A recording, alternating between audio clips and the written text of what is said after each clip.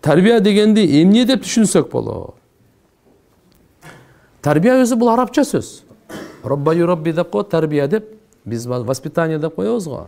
Бул өзү өсөйтүү, мындай өстүрүү, көбөйтүү дегенин мааниси тарбия.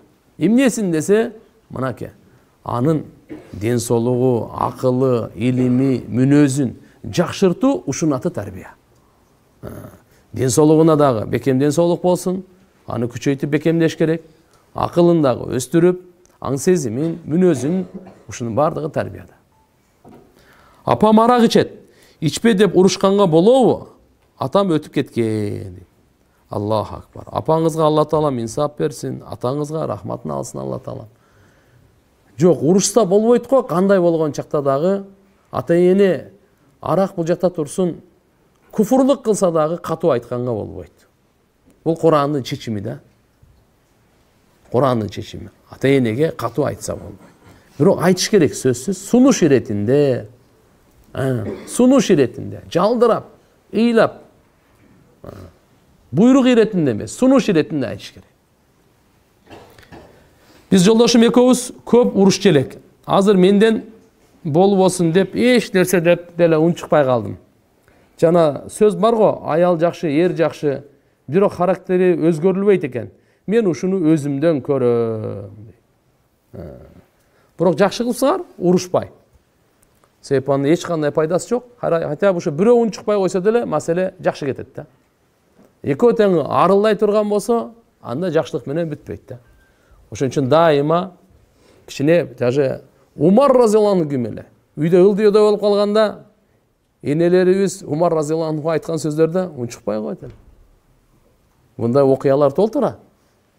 Анан ушулардын баардыгын кылып атса, биз канча кыйгырсак алар унчукпаса, бир жолу кыйгырса мен деле унчукпай эле койгон эчтеке болбойт дейт. Атак пайгамбар саллаллаху алейхи ва салламдын хадиси ушул. Ал-мар'у да ал-му'мин мир'ату ахихил му'мин. Мусулман мусулманга күзгү экен. Сиз айтып атканыңыз ушуну мен өзүмдөн көрөм деп туура эле көрүп атыпсыз. Мусулман мусулмандан күзгү болгондон кийин кайсы мусулмандын кемчилдигин көрсөң, ошол чындыгында өзүңдүн кемчилдигиң да.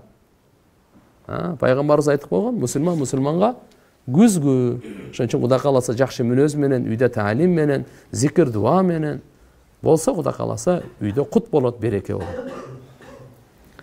Мен ажырашайын деп жатам, апамды сыйлабай койду, 6-7 жолу келип кетти. Эмне кылам? Тажадым, апамды абысында эле айтышат, ажырашсам күнөө болбойбу? Мен ажырашып кетсем, бирок аялым менен кетет. Ошондо мен кантип балдарымдын акысын берген болом? Аллах. Жок, ажырашканды эме кылбаш керек, ниет кылбаш керек. Оңдогонду ниет кылыш керек. Үй бүлө түзүп кеткенди ниет кылыш керек. Сабырдуулук менен. Албетте бул апаңыз менен урушуп атканы жакшы эмес. Сиз апаңызга өзүңүз кызмат кыла бериңиз. Анан аялыңызга да түшүндүрүп, биринчи дуа да кылыңыз, даават дагы бериңиз, чогуу дааватка чыгып келиңиздер.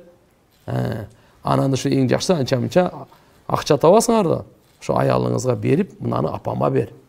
Анан сиз кызмат кылып, мындай кылып көрсөтүп койсоңуз, Кудай кааласа ал деле тирүү жан. Кудай кааласа кандай болбосун, эркекке караганда аялдарда уят көбүрөөк баары бир. Иншалла сизди көрүп, апаңызга кызмат кылат иншалла.